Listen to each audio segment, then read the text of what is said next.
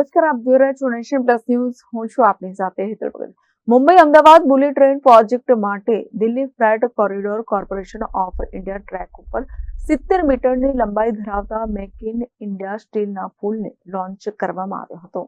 આ પ્રોજેક્ટ માટે 10,000 મેટ્રિક ટનથી વધુ સ્ટીલથી બનેલા કુલ 7 સ્ટીલનું લોન્ચિંગ કરવામાં આવ્યું છે.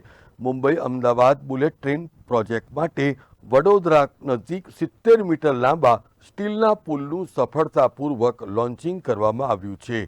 અત્રે ઉલ્લેખનીય છે કે સમગ્ર કોરિડોર માટે આયોજિત કુલ 28 સ્ટીલ પુલોમાંથી ગુજરાતમાં આ પ્રોજેક્ટમાં 7મો સ્ટીલ પુલ પૂર્ણ થયો છે.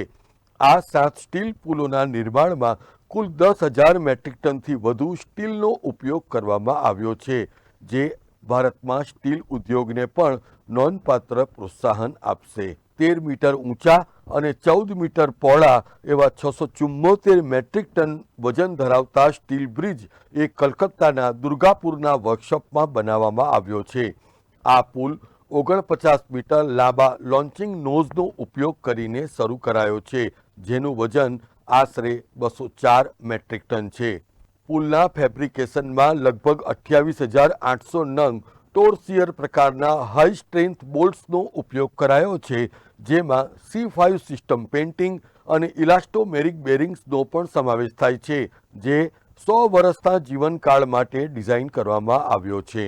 Bureau report, Nation Plus News, Vadodara. સમાચારોના સતત અપડેટ મેળવવા માટે અમારી નેશન પ્લસ ન્યૂઝની યુટ્યુબ ચેનલને સબસ્ક્રાઇબ કરો, બેલ આઇકન દબાવો અને જોડાયેલા રહો ફેસબુક, ઇન્સ્ટાગ્રામ અને ટ્વિટર પર.